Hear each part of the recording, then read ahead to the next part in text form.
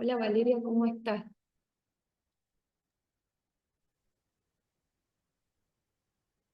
Hola, ¿qué tal? Buenas tardes. Buenas tardes, si te parece, iniciamos. Perfecto. ¿Cómo están? Buenas tardes a todos. Le damos la bienvenida a este encuentro y le agradecemos su participación.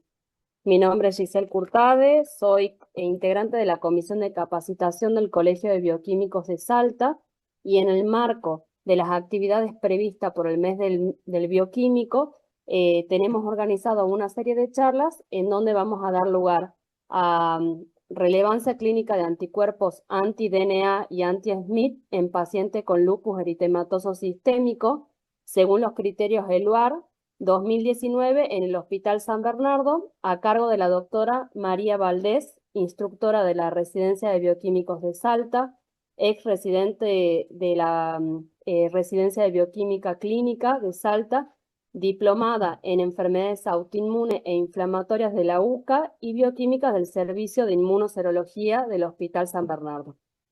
Y además, después le sigue una segunda charla que se llama Detrás del evento trombótico, una mirada actual al síndrome antifosfolipídico, que está a cargo de Vargas Melina, que es bioquímica, egresada de la Universidad Nacional de Tucumán, actual residente de bioquímica del segundo año del Hospital San Bernardo en Salta, y de Cordero Raúl, bioquímico, egresado de la Universidad Nacional de Córdoba, actual residente de segundo año del Hospital San Bernardo de Salta. Agradecemos a ellos por compartir sus conocimientos con nosotros y en el nombre del Colegio de Bioquímicos de la provincia de Salta, agradecemos a todos por su participación en esta capacitación. Les solicitamos a todos aquellos que no se hayan, que no hayan ingresado registrando su nombre, por favor que se registren a través del chat, así podemos nosotros tener un control después y mandarles su certificado. Les dejo con María Valdés para su exposición. Muchísimas gracias.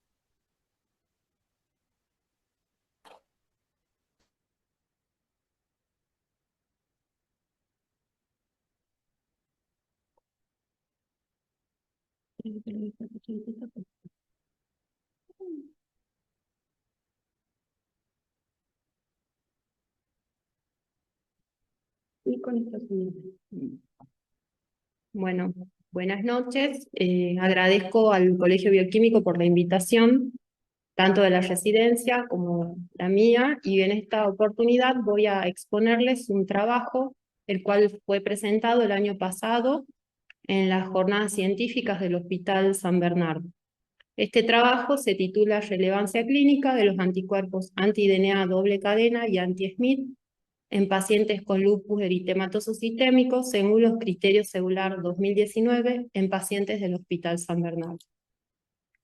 Esta presentación se encuentra organizada de la siguiente forma, y para comenzar voy a dar una breve introducción acerca del lupus, el cual es una enfermedad autoinmune sistémica con manifestaciones clínicas variables. Presenta una prevalencia a nivel mundial que varía entre 40 a 100 casos cada 100.000 habitantes, según la Organización Mundial de la Salud. Puede afectar a cualquier persona, pero es más probable en las mujeres en edad fértil en una relación 9-1 con respecto al hombre. Presenta una mayor frecuencia en los afroamericanos, en personas de ascendencia indígena, americana y asiática con respecto a la raza blanca. En el año 2019, el Colegio Americano de Reumatología y la Liga Europea contra el Reumatismo establecieron dominios de clasificación actualizados. Estos criterios presentan como criterio indispensable que los pacientes presenten anticuerpos anticélula, ANA o FAN, a títulos mayores e iguales a 1 en 80. Estos criterios se organizaron en 7 dominios clínicos y 3 dominios inmunológicos. Dentro de los dominios clínicos tenemos los dominios constitucionales, los cuales incluyen a la fiebre inexplicable mayor a 38 grados centígrados, malestar general, a dominios hematológicos, entre los cuales tenemos la leucopenia, trombocitopenia, anemia hemolítica, dominios neuropsiquiátricos como el delirium, psicosis y convulsiones, dominios mucocutáneos como la alopecia no cicatrizal, úlceras orales, lupus cutáneo subagudo, lupus cutáneo agudo, dominios serosos efusión pericárdica o pleural, pericarditis aguda, dominios musculoesqueléticos, que son enfermedad articular, descartando otras enfermedades, dominios renales, en los cuales se encuentra la proteinuria, biopsia renal con nefritis lúpica de clase 2 o 5, o biopsia renal con nefritis lúpica de clase 3 o 4. Entre los dominios inmunológicos tenemos los anticuerpos antifosfolipídicos, los cuales incluyen anticardiolipina, antibeta-2 glicoproteína 1 y anticoagulante lúpico. Luego tenemos las proteínas del complemento, que son niveles bajos de C3 o de C4, o ambos componentes disminuidos, y la presencia de anticuerpos específicos del LES, como ser el anticuerpo anti-DNA doble cadena y el anti-SMIT. Cada uno de estos dominios presenta puntajes que van del 2 a 10 en el score. Y los pacientes se consideran lúpicos si cumplen con un puntaje mayor o igual a 10 y siempre y cuando presenten un criterio clínico. En comparación con los criterios del 2012, presentan una sensibilidad similar de un 96,1 a un 96,7%, pero en cuanto a la especificidad es superior, un 93% contra un 83% con respecto a los del 2012. Este trabajo se realizó basándonos en los anticuerpos específicos para el lupus, como ser el anti-DNA doble cadena y el anti-SMIT, los cuales presentan una puntuación de 6 dentro de estos criterios. El objetivo de este trabajo fue evaluar la relevancia clínica de estos anticuerpos específicos en pacientes según los criterios celulares que se realizaron en el Hospital San Bernardo. Y como objetivos específicos tenemos describir el porcentaje de positividad de estos anticuerpos específicos y analizar la asociación de estos anticuerpos con los dominios clínicos. Para el trabajo se utilizaron registros de historias clínicas y de laboratorio comprendidos en el periodo de tiempo desde enero del 2023 a junio del 2025, utilizando la plataforma SAFES. Como criterio de inclusión se utilizaron la edad de los pacientes, que debía ser mayor a 16 años, ya que estos criterios se utilizan en pacientes mayores de 16 años, la presencia de anticuerpos anticélulas positivos, también que es un requisito para poder utilizar estos criterios, y la presencia de estos anticuerpos específicos, tanto el anti-DNA doble cadena y o el anticuerpo anti-SMIT. Como criterio de exclusión se utilizaron historias clínicas incompletas, pacientes sin diagnóstico de LES y otras patologías, entre las cuales teníamos patologías autoinmunes como la artritis reumatoidea, esclerodermia, otras patologías como la psoriasis, pacientes oncológicos, pacientes con leucemias, entre otros. Con esta recolección de datos lo que se obtuvo fue una población igual a un N de 46. Estos datos se utilizaron para analizar datos demográficos como ser la edad y el sexo, la procedencia de las muestras y la presencia de los dominios clínicos e inmunológicos, utilizando Excel. Entre los métodos de laboratorio que se utilizaron fueron la detección de los anticuerpos anticélulas, cuyo método utilizado es la inmunofluorescencia indirecta. La muestra a utilizar puede ser suero o plasma. El sustrato que se utiliza son células HEP2, que son un tipo de células de cultivos especiales que tienen la característica de presentar las células en distintos estadios celulares. En cuanto al informe, el informe debe contener tanto el patrón como el título observado, y la dilución de la muestra está estandarizada a nivel mundial, que se comienza con una dilución 1 en 80 utilizando un buffer fosfato. Luego de realizar esto, pueden observarse distintos patrones. Los patrones que más comúnmente se asocian a los anticuerpos específicos son el patrón AC1, que corresponde a un patrón nuclear homogéneo, como puede observarse acá en la imagen, en las dos imágenes de arriba, que tiene como característica de presentar un nucleoplasma homogéneo y la característica de presentar las placas metafásicas positivas. También puede observarse un patrón AC5, que también es un patrón nuclear granular grueso, que tiene la característica de presentar las placas metafásicas negativas y el nucleoplasma tiene gránulos gruesos. Estos dos patrones, el AC1 se relaciona con la presencia de anticuerpos anti-DNA doble cadena, que pueden estar presentes en los pacientes lúpicos, pero también pueden estar presentes en otras patologías, como ser el lupus inducido por drogas o la artritis reumatoidea. Y el patrón AC5 puede presentarse también en otras patologías, como la enfermedad mixta del tejido conectivo, y se relaciona con la presencia de anticuerpos anti-Smith, pero también con otra ribonucleoproteína, la URNP. Por eso es necesario realizar la detección de las pruebas reflejas o las pruebas específicas para los anticuerpos del lupus. Estas pruebas son la detección del anticuerpo anti-DNA doble cadena, el cual se realiza por un método de inmunofluorescencia indirecta también.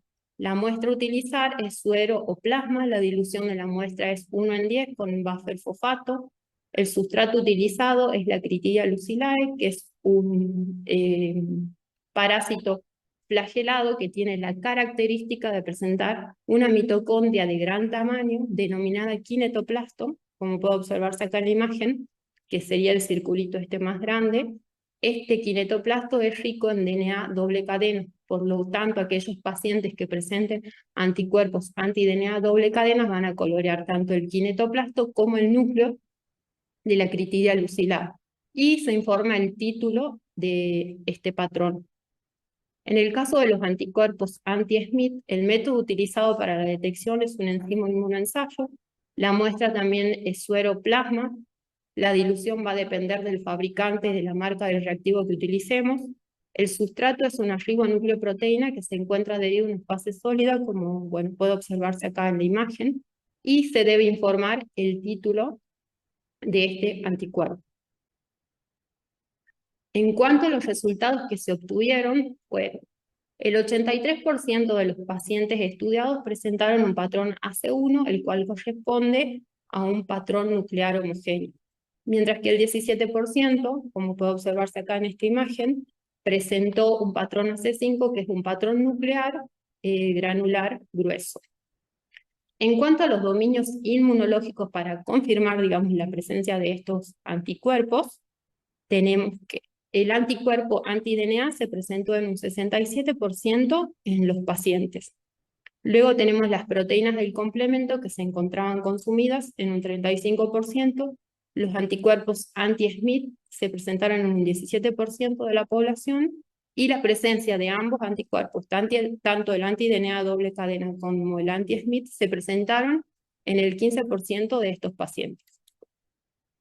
En cuanto a los dominios clínicos, el 52% presentó manifestaciones hematológicas, un 41% manifestaciones musculoesqueléticas, un 35% manifestaciones renales, un 32% manifestaciones generales, un 30% manifestaciones mucocutáneas, un 15% manifestaciones serosas y un 11% manifestaciones neuropsiquiátricas. En cuanto a las variables demográficas, se observó que el 80% corresponde al sexo femenino, un 20% al sexo masculino.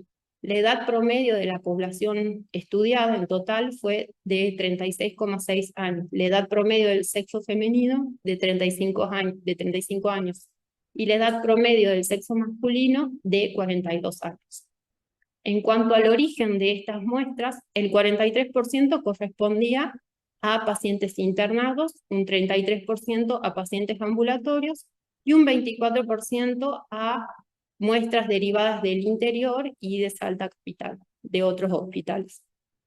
Con esto se observó una alta prevalencia del lupus en el sexo femenino, con una edad promedio del 35%. En cuanto al origen, la mayoría corresponde a pacientes internados con manifestaciones hematológicas como dominio clínico principal y la presencia del anticuerpo anti-DNA doble cadena como dominio inmunológico principal. También lo que se hizo fue relacionar la presencia de cada uno de estos anticuerpos y de ambos anticuerpos con los dominios inmunológicos, como con los dominios clínicos, como puede observarse en este gráfico. lo que se observó fue que los pacientes que presentaban, las tres poblaciones de pacientes, tanto los que tenían anti-DNA, anti-SMIT y ambos anticuerpos, presentaron como dominio clínico principal dominios hematológicos.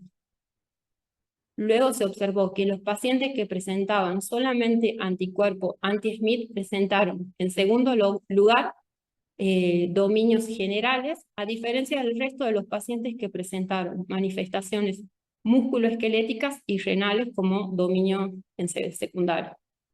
Y lo que también se pudo observar en este caso fue que solamente los pacientes que presentaron anti-DNA doble cadena presentaron dominios neuropsiquiátricos, como puede observarse acá en la barra gráfica.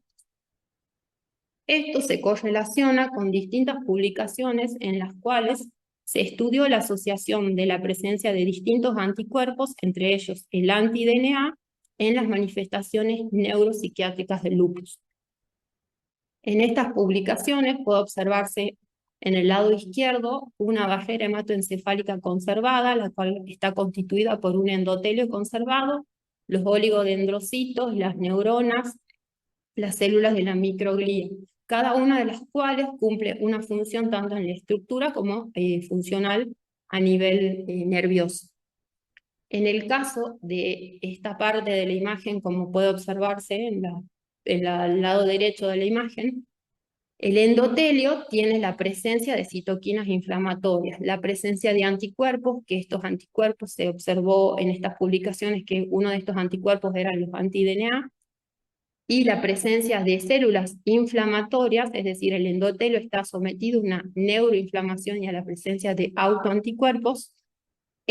La presencia de estas citoquinas junto con estos anticuerpos va a producir alteraciones a nivel del endotelio vascular. Esta alteración a nivel del endotelio vascular va a permitir que, por un lado, se produzcan sustancias oxidativas que van a alterar a la estructura de los oligodendrocitos y de la microglía. Por otro lado, va a permitir la trasvasación de células del sistema inmune, como ser los macrófagos y los monocitos, atravesando la barrera hematoencefálica. También estos anticuerpos pueden actuar uniéndose a distintos receptores como el NMDAR, que va a producir la entrada de calcio y aumenta la excitabilidad. Todo esto somete al sistema nervioso a un estado de neuroinflamación y a la presencia de autoanticuerpos que va a llevar a una respuesta inmune exacerbada, produciendo alteraciones a nivel neurológico. Este es otro trabajo en el cual se observa que se están tratando de realizar distintas estrategias terapéuticas dirigidas contra el anticuerpo anti-DNA doble cadena.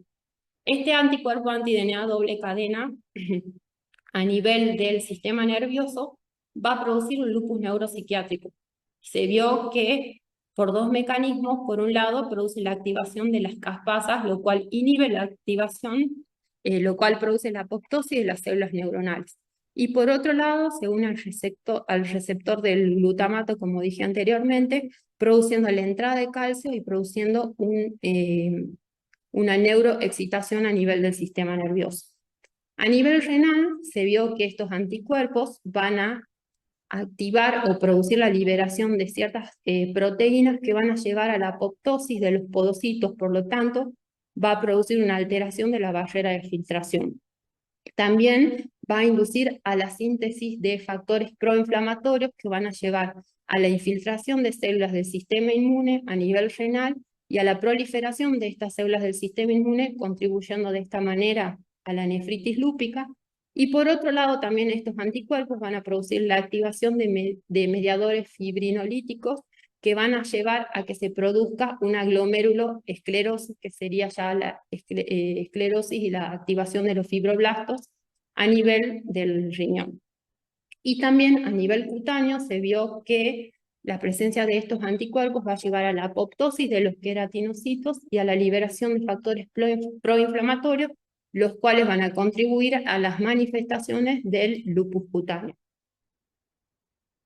Como aporte, en este estudio se sugiere que aquellas pacientes que presenten un anti-DNA positivo con dominios neuropsiquiátricos se podía ampliar el estudio con anticuerpos específicos relacionados al lupus neuropsiquiátrico, como los anticuerpos antirribosomales P. Existen publicaciones en las cuales se vio que la presencia de este anticuerpo a nivel de las neuronas inhibe el crecimiento, ya que este anticuerpo se une a una proteína que al activarse produce la fosforilación de distintos tipos de proteínas que van a estimular al crecimiento neuronal. Al estar presente este anticuerpo, esa proteína se bloquea y por lo tanto se inhibe la proliferación o el crecimiento, digamos, la activación del sistema nervioso neuronal.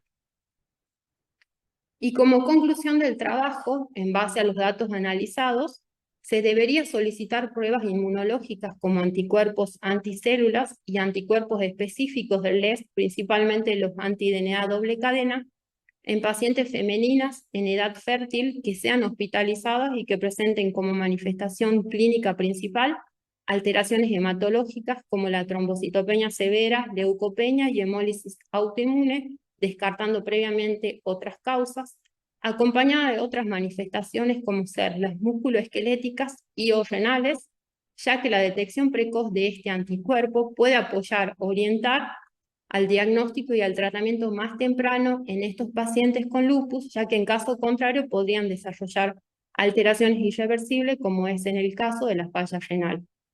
Y analizando la procedencia de las muestras, es importante destacar la colaboración del Hospital San Bernardo en el diagnóstico del lupus en pacientes del interior, en donde no se cuenta con el equipamiento, insumo y personal entrenado para realizar dichas determinaciones. Bueno, y por último, recordarles que el 10 de mayo es el Día Internacional de Lucha contra el Lupus. Y bueno, muchas gracias a todos por la asistencia.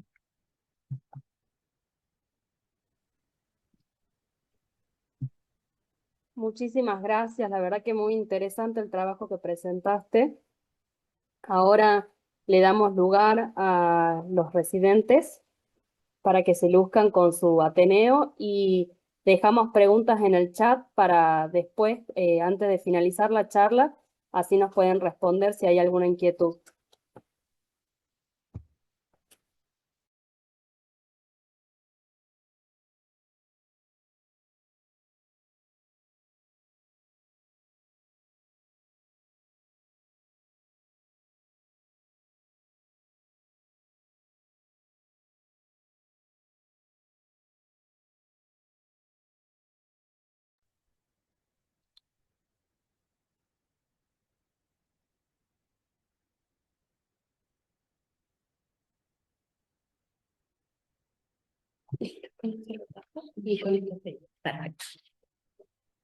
Buenas tardes, como ya nos presentaron, somos residentes de bioquímica del Hospital San Bernardo de segundo año. Bueno, la presentación de hoy la titulamos como Detrás del evento trombótico, una mirada actual al síndrome antifosfolipídico. Para iniciar vamos a definir lo que es el síndrome antifosfolipídico, vamos a hablar un poco acerca de la clasificación, la fisiopatología, cuáles van a ser los criterios diagnósticos para el mismo y finalmente vamos a hablar del tratamiento. Bueno, para iniciar podemos definir al síndrome antifosfolipídico como una enfermedad autoinmune sistémica que se va a caracterizar por trombosis, ya sea arterial, venosa o de la microvasculatura, morbilidad gestacional o manifestaciones no trombóticas en pacientes que presenten en forma persistente anticuerpos antifosfolipídicos. ¿Qué podemos decir de este síndrome? Primero que nada, que es la principal trombofilia adquirida, va a tener una prevalencia de 40 a 50 casos cada 100.000 individuos, con una incidencia anual de 5 casos cada 100.000 individuos al año. Se vio que va a afectar frecuentemente o más frecuentemente a las mujeres que hombres en una relación 5-1 y puede desarrollarse a cualquier edad, pero principalmente se da en 3 rangos de 20 y 40 años. En cuanto a la mortalidad, se vio de que es una mortalidad mayor con respecto a la población general, entre un 50 y un 80%. En cuanto a la clasificación de este síndrome, podemos clasificarlo según su etiología o bien según sus manifestaciones clínicas. De acuerdo a su etiología, podemos dividirlo en SAF primario y secundario. El primario, como su nombre lo indica, quiere decir que no parte de una patología de base, mientras que el secundario generalmente va a estar asociado a una patología autoinmune o inflamatoria, como por ejemplo el LES. Según sus manifestaciones clínicas, tenemos lo que es el SAF trombótico, obstétrico y catastrófico. El SAF trombótico se va a caracterizar porque estos pacientes van a presentar manifestaciones trombóticas, ya sean arteriales, venosas o de las microvasculaturas, acompañada de la persistencia de los anticuerpos antifosfolípidos. El SAF obstétrico, los pacientes van a presentar complicaciones obstétricas, ya sean abortos espontáneos, muertes prematuras, acompañado también de la persistencia de estos anticuerpos antifosfolípidos. Y el SAF catastrófico si bien digamos es una complicación poco frecuente, es la más grave en este síndrome y se va a caracterizar porque se va a desarrollar una trombosis en la microvasculatura en forma simultánea en distintos órganos. En cuanto a lo que son los anticuerpos antifosfolípidos, los podemos definir como un grupo heterogéneo de inmunoglobulinas que van a estar dirigidas contra fosfolípidos cargados negativamente o bien cofactores o complejos fosfolípidos cofactor, como pueden ser, por ejemplo, la beta-2-glicoproteína 1, la protrombina. Estos van a estar presentes sobre la superficie de distintas células, como ser los monocitos, trofoblastos, membrana celular del endotelio o de la plaqueta. En este cuadro que tenemos acá abajo, más que nada era para mostrar cómo es la prevalencia de estos anticuerpos antifosfolípidos en las distintas condiciones clínicas. Podemos ver que en individuos sanos, la prevalencia del anticoagulante lúpico es de un 1 a un 5%, de las anticardiolipinas de 0,1 a 5% y de la anti-beta-2-glicoproteína de un 3%. Sin embargo, cuando estos pacientes presentan complicaciones, ya sean trombóticas, obstétricas o presenten un LES, podemos ver cómo los porcentajes de las prevalencias de los distintos anticuerpos van en aumento. En cuanto a lo que es la fisiopatología de la enfermedad, esta va a involucrar distintos mecanismos en donde se van a ver involucradas distintas células. Células del sistema inmunitario, células endoteliales, las plaquetas, trofoblastos y lo que sería el sistema de la coagulación. Va a partir por la producción de estos anticuerpos antifosfolípidos que van a ser producidos por las células P. En un primer momento se pensaba que estos anticuerpos antifosfolípidos lo que hacían era interaccionar directamente con los fosfolípidos de las membranas, ya sean la fosfatidilcerina o bien la cardiolipina. Pero actualmente se sabe que estos anticuerpos están dirigidos frente a una proteína, que es la beta-2-glicoproteína 1, la cual va a encontrarse asociada a dichos fosfolípidos. Entonces, cuando estos anticuerpos interaccionan con esta proteína, van a producir un cambio conformacional en ella que va a aumentar la afinidad de esta por los lípidos de las membranas. Y dependiendo sobre qué célula se encuentre esta proteína, va a ser el efecto que va a producir. Por ejemplo, se vio que a nivel de las células endoteliales aumentan la expresión de la S-lectina y del factor tisular, que como sabemos, este es el principal desencadenante de lo que es la vía extrínseca de la coagulación. Favorece la netosis de los neutrófilos, también produce la activación del complemento. A nivel de las plaquetas, se vio de que aumenta la expresión de la glicoproteína 2B3A, produce disminución de lo que es la proteína C y de la fibrinólisis, favoreciendo a la actividad procoagulante. Y a nivel de las células trofoblásticas, también aumenta la actividad del complemento, inhibe o disminuye, mejor dicho, lo que es la proliferación de estas células y aumenta su apoptosis. Todos estos mecanismos van a llevar finalmente a las complicaciones de esta patología, que van a ser las complicaciones obstétricas, las trombosis, acompañadas de todo un proceso inflamatorio. En cuanto a lo que son los eventos trombóticos, para poder explicarlos, está postulado lo que se conoce como teoría de los dos hits. El primer hit hace referencia a que la presencia de estos anticuerpos antifosfolípidos van a aumentar el riesgo de que estos pacientes sufran este síndrome antifosfolipídico.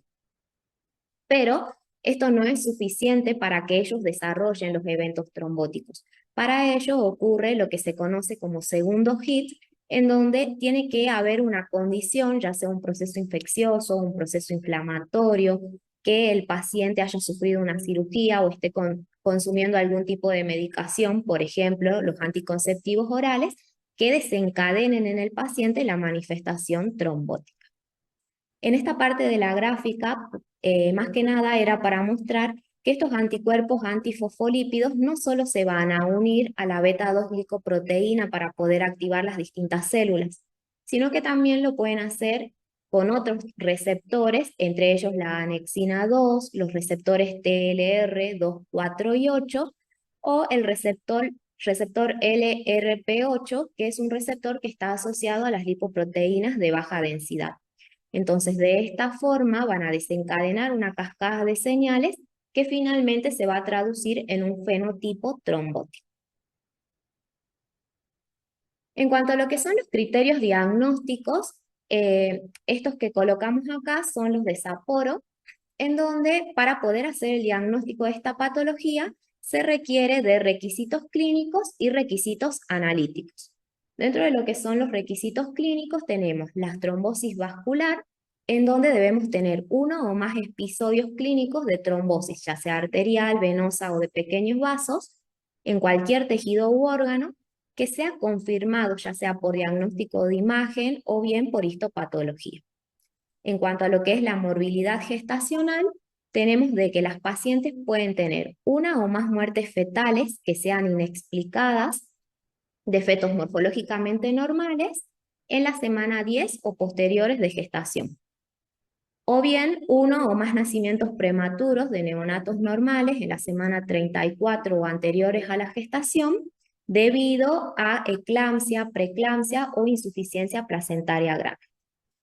O bien pueden ser 3 o más abortos consecutivos espontáneos antes de la semana 10 de gestación, excluyendo otras patologías como anormalidades anatómicas, ya sean de la madre o cromosómicas tanto de la madre como del padre.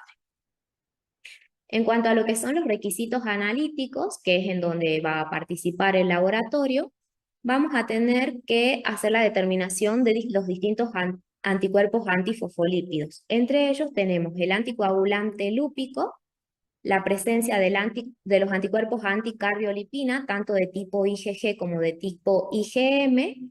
Acá es importante de que estos anticuerpos sean a títulos medios o altos, es decir, que sean mayores o iguales a 40 unidades de fosfolípidos, tanto para IgG o para IgM, o bien mayor al percentil 99 de la población sana, siempre medido por métodos estandarizados, en este caso ELISA.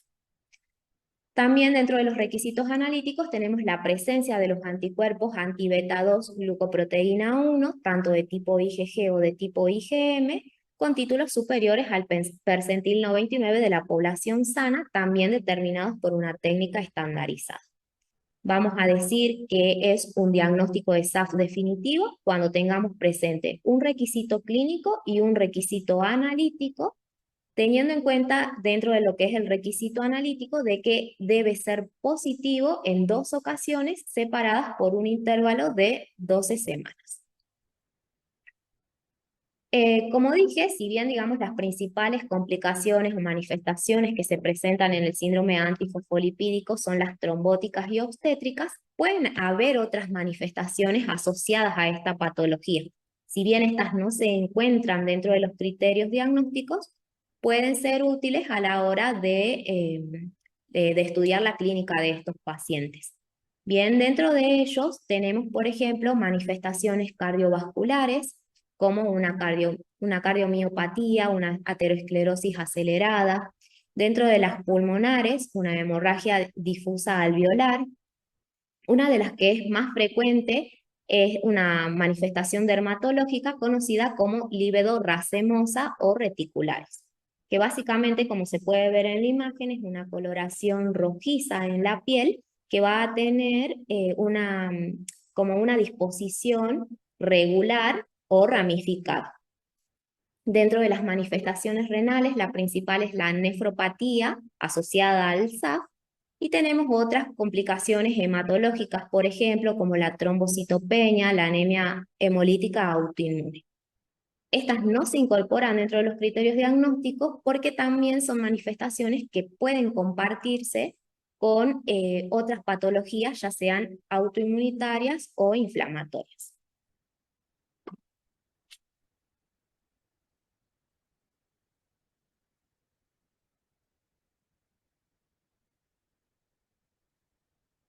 Bien, continuando con las definiciones, tenemos lo que sería el síndrome antifosfolipídico catastrófico, que se va a caracterizar por la rápida aparición de trombosis en múltiples vasos, llevando a la falla multiorgánica y así aumentando el riesgo de mortalidad. Esto se van a deber a factores desencadenantes como una infección, una neoplasia, una cirugía o la suspensión de la anticoagulación. Para considerarlo como SAP catastrófico, se deben cumplir ciertos criterios. Dentro de ellos tenemos que hay una evidencia de 3 o más órganos, sistemas o tejidos involucrados, que estos sistemas involucrados desarrollen esas manifestaciones de manera simultánea o en un lapso no mayor a una semana. Que haya una confirmación histopatológica de la oclusión de pequeños vasos, y que haya una confirmación por parte del laboratorio de la presencia de los anticuerpos antifosfolípidos, tanto en el evento como pasado las 3 semanas, los 3 meses, marcando así la persistencia de estos. Y se va a considerar como un SAP catastrófico probable en aquellos casos donde no se cumpla alguno de estos criterios. Por ejemplo, que tenga 1 o 2 órganos o sistemas o tejidos involucrados, que haya una ausencia de la confirmación del laboratorio debido a una muerte precoz del paciente, que no haya una confirmación histopatológica de la oclusión de los pequeños vasos, o que las manifestaciones ocurran en un lapso mayor a la semana, incluso llegando hasta el mes de los comienzos. Bien, continuando con lo que el laboratorio puede aportar para el diagnóstico de este síndrome, tenemos la evaluación del anticoagulante lúpico, que este va a ser categorizado como un inhibidor de interferencia y van a ser generalmente autoanticuerpos con especificidad, ya sea contra contra la protrombina humana o la beta-2-glicoproteína 1, y como su nombre lo indica, prolonga las pruebas de coagulación dependiente de fosfolípidos. El mecanismo por el cual el anticoagulante lúpico genera estas prolongaciones en los tiempos de coagulación es debido a que estos anticuerpos se van a unir tanto a la protrombina humana o a la beta-2-glicoproteína 1, formando dímeros, y de esta manera estos dímeros van a tener una mayor afinidad a los fosfolípidos. Y de manera competitiva estaríamos teniendo una disminución de estos que van a ser evidenciados en las pruebas que son dependientes de fosfolípidos. Como el anticoagulante lúpico se debe a una variedad diversa de autoanticuerpos, una única prueba no nos va a permitir evaluar con eficacia de un 100%. Por lo tanto, eh, se dice, por lo tanto, se recomienda el uso de 2 pruebas diferentes, con diferentes metodologías. Las recomendadas son la prueba de KPTT, que en esta se va a evaluar la vía de coagulación intrínseca, dependiente de fosfolípidos, y la prueba del tiempo de veneno de víbora Russell diluido, que en este caso el veneno de la víbora Russell lo que hace es activar el factor 10 a 10 activado, y así continúa el proceso de coagulación. En presencia del anticoagulante lúpico, los fosfolípidos van a estar en disminución, por lo tanto se van a prolongar los tiempos de estas pruebas. Bueno, ¿cuándo debemos evaluar el anticoagulante lúpico? Se lo debe hacer en pacientes con alta sospecha de SAP, por ejemplo, pacientes que tengan menor a 50 años con eventos trombóticos o aquellos que tengan mayor a 50 años con eventos trombóticos en sitios inusuales. También en mujeres embarazadas con manifestaciones obstétricas, como lo pueden ser el síndrome de Gel, la preeclampsia, la eclampsia. También se debe evaluar frente a un hallazgo de un KPTT prolongado o también en la clasificación de los pacientes con LES. Como ya dijimos, este es un síndrome que puede ser secundario a esta enfermedad. Y en cuanto a las consideraciones preanalíticas que se deben tener, en primer lugar, se debe tomar la muestra en un tubo de citrato de sodio 0,109 molar o 3,2% en una proporción 9:1 de sangre y anticoagulante. De esta muestra se debe realizar una doble centrifugación a 3.500 revoluciones por minuto. Esto es para obtener el plasma pobre en plaquetas. Acá en el esquema lo podemos ver cómo se debe realizar. Primero se hace una primera centrifugación. Al sobrenadante lo vamos a separar, intentando evitar tocar la interfaz en donde van a estar las plaquetas. Luego, a este sobrenadante se lo vuelve a centrifugar a las mismas revoluciones por 5 minutos. Y de nuevo vamos a separar lo que sería el sobrenadante, obteniendo así el plasma pobre en plaquetas. Para que se considere plasma pobre en plaquetas, este debe tener una concentración de plaquetas menor a 10 por 10 a la 9 plaquetas por litro. También debemos tener en cuenta que el paciente no debe estar tomando anticoagulantes, ya que estos pueden prolongar las pruebas de coagulación. En cuanto a los algoritmos diagnósticos, de la forma de realización de esta prueba, tenemos que los centros de estandarización, por ejemplo, la Sociedad Internacional de Trombosis y Hemostasia, y el Instituto de Estándares Clínicos y de Laboratorio, y también el Comité Británico de Estándares de Hemostasia, tienen en sí casi las mismas formas de evaluarlo, solamente que difieren en algunos puntos. Ambos recomiendan dos pruebas de screening, que en el caso de ser normal, vamos a estar con un anticoagulante lúpico negativo.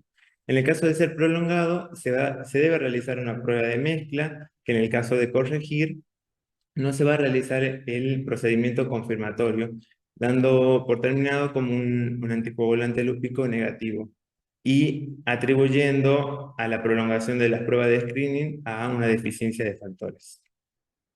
En el caso de que no corrija la prueba de mezcla, se hace una prueba confirmatoria, que en caso de ser negativa, estaríamos con un anticoagulante lúpico negativo y la persistencia de la prolongación se estaría debiendo a otro inhibidor. Y por último, en caso de que la prueba confirmatoria sea positiva, estamos en presencia del anticoagulante lúpico positivo.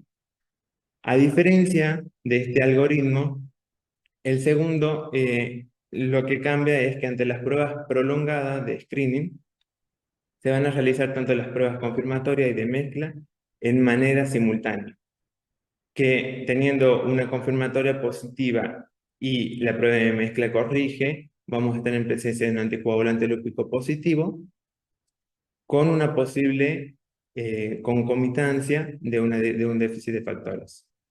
En caso de que la confirmatoria sea positiva y la prueba de mezcla no corrige, vamos a estar en presencia del anticoagulante lúpico positivo y, por último, en el caso de que la confirmatoria sea negativa, el anticoagulante lúpico es negativo. Bueno, como dije antes, hay que tener en cuenta los interferentes para la realización de esta prueba. En primer lugar, es una prueba que no se debe realizar en pacientes que estén hospitalizados o que estén pasando por un evento agudo de trombosis o en pacientes embarazadas, ya que en todos estos casos va a haber un aumento del factor 8 que este no puede dar falsos negativos por acortamiento de las pruebas de KPTT. También van a tener altos niveles de proteína C reactiva, la cual es bastante afín a lo que serían los fosfolípidos, generando unos falsos positivos. Y en el caso de infecciones o procesos inflamatorios, estos nos podrían dar positividad en el anticoagulante lúpico por autoanticuerpos transitorios. En todos estos casos, de todas maneras, se debe reevaluar, hacer de nuevo el test después de los 3 meses.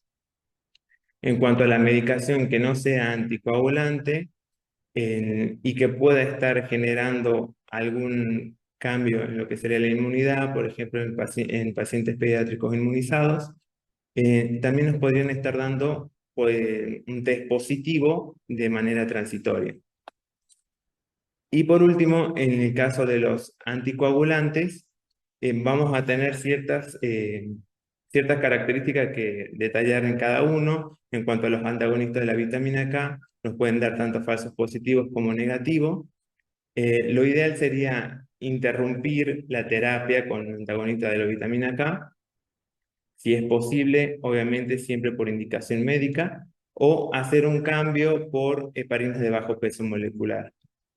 En caso de que no se pueda y de todas maneras se vaya a proceder a evaluar al paciente con el anticoagulante lúpico, se puede realizar la prueba siempre y cuando el RIN esté en valores de 1 a 1,5. Cuando es superior a esto, entre 1,5 a 3, la muestra se debe tratar como una mezcla en cantidades iguales de plasma del paciente con un plasma de pool normal. Y en rines mayores a 3 no se debería realizar la prueba. En cuanto a las heparinas, no hay interferencia a dosis terapéuticas. Y por último, tenemos lo que serían los anticoagulantes de acción directa, que nos pueden dar tanto falsos negativos como falsos positivos. Lo ideal sería interrumpir temporalmente su uso, o también se pueden hacer procedimientos de absorción de los DOACs, por ejemplo, con carbón activado. Dentro de las otras pruebas de laboratorio que tenemos para evaluar el SAP, tenemos la evaluación de los anticuerpos anticardiolipinas de tipo IgG o IgM y anti-beta-2-glicoproteína 1 también de tipo IgG o IgM. Esto se va a basar en sí, el método estandarizado es un ELISA, donde buscamos obviamente los anticuerpos.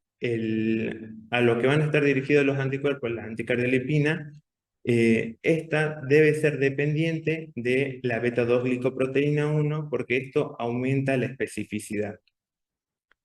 Ya que al estar unido se van a mostrar ciertos epítopes que son más específicos de los anticoagulantes, de los anticuerpos antifosfolípidos.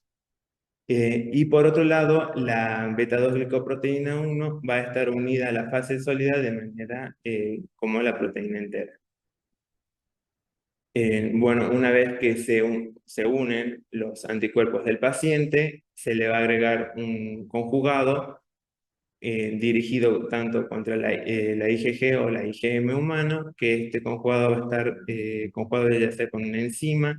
También hay ensayos que son quimioluminiscentes. Después, con el agregado de un sustrato, se va a producir una reacción, la cual va a ser medido por espectrofotometría. En cuanto a las interferencias, también en el caso de las infecciones y inflamación nos pueden dar test positivos transitorios debido a la aparición de autoanticuerpos transitorios. El factor reumatoideo de tipo IgM nos puede dar tanto falsos positivos en las cardiolipinas como en la beta-2-glicoproteína 1 en las IgM. Y la hemólisis, ictericia y lipemia va a depender del ensayo a utilizar. Por último, tenemos lo que sería el tratamiento del SAP. Estas recomendaciones son de la Sociedad Española de Reumatología. En el caso de que tengamos un paciente que tenga anticuerpos antifosfolípidos positivos, siempre se va a deber hacer un control estricto de los factores de riesgo cardiovascular, evitar situaciones predisponentes a eventos trombóticos, y en situaciones de alto riesgo trombótico se podría utilizar heparina de bajo peso molecular profiláctica. Se va a evaluar si el paciente tuvo una trombosis previa. En el caso de haber tenido alguna, se utiliza heparina no fraccionada o heparina de bajo peso molecular, y después se puede cambiar por antagonista de la vitamina K, manteniendo en rines de 2 a 3. El problema de esto es que en las recomendaciones siempre la duración es indefinida y no dan en sí una recomendación del tiempo. Si la recurrencia del evento trombótico continúa, se puede aumentar la dosis de anticoagulación hasta tener un RIN de 3 a 4. Se puede asociar aspirina a dosis antiagregantes. Y por último, también se podría asociar hidroxicloroquina y o estatinas. Si están contraindicados los antagonistas de la vitamina K, se recomienda utilizar heparina de bajo peso molecular a dosis anticoagulante y considerar el uso de los DOACs. En caso de no tener una trombosis previa y la paciente no esté embarazada, se debería continuar sin tratamiento y solo considerar el uso de aspirina en aquellos que tengan un perfil serológico de riesgo, factores de riesgo cardiovasculares asociados o un LES asociado. Y en el caso de las embarazadas, tiene en sí un algoritmo propio, que aquellas que tengan, estén antes del embarazo, se puede hacer una profilaxis preconcepcional con aspirina y mantenerlo durante todo el embarazo. El tratamiento durante el embarazo, si hay preeclampsia y o retraso de crecimiento intrauterino grave, se utiliza heparina de bajo peso molecular asociado a aspirina. Igual se debe individualizar la dosis en función del riesgo trombótico, y esto se debe mantener durante todo el embarazo. Si es refractario del tratamiento, se puede utilizar hidroxicloroquina preconcepcional, y el mantenimiento también es durante todo el embarazo. En caso de seguir siendo refractario, se debe considerar el uso de inmunoglobulinas intravenosa y o plasmaféresis. Y por último, en los pacientes ya postparto, si tuvo una trombosis previa, se debe reintroducir la utilización de los antagonistas de la vitamina K en el postparto inmediato. Y si no tuvo, se puede utilizar la heparina de bajo peso molecular al menos 6 a 12 semanas. Por último, agregamos estas recomendaciones, que es el manejo terapéutico en mujeres en complicaciones gestacionales, lo que sí son asociadas a trombofilias. En sí no hay un tratamiento para el SAF, sino para los eventos trombóticos. El tratamiento recomendado por la Sociedad de Hematología Argentina no varía demasiado con lo que acabo de decir de las recomendaciones de la Sociedad Española. Lo que sí agrega que se pueden hacer uso de las inmunoglobulinas intravenosas, plasmaféresis, el rituximab, el melimumab, estatinas como la pravastatina y el certolizumab. Y eso sería todo. Muchas gracias. Bueno, muchísimas gracias, Melina, María y Raúl, por su disertación. La verdad que muy interesante todo lo que nos presentaron. No leí ninguna pregunta en el chat. No sé si alguien quiere preguntar algo, dejar alguna pregunta. Si no, de todas maneras, también se puede consultar en Secretaría del Colegio para poder contactarse con los disertantes para que puedan transmitirles sus dudas. Perfecto. Así que si Vale. nadie tiene preguntas, podemos dar por concluido las charlas de hoy. Enormemente agradecida con los 3 disertantes y gracias por el espacio al Colegio de Bioquímicos de Salta. Gracias, Valeria, y buenas noches a todos. Buenas noches.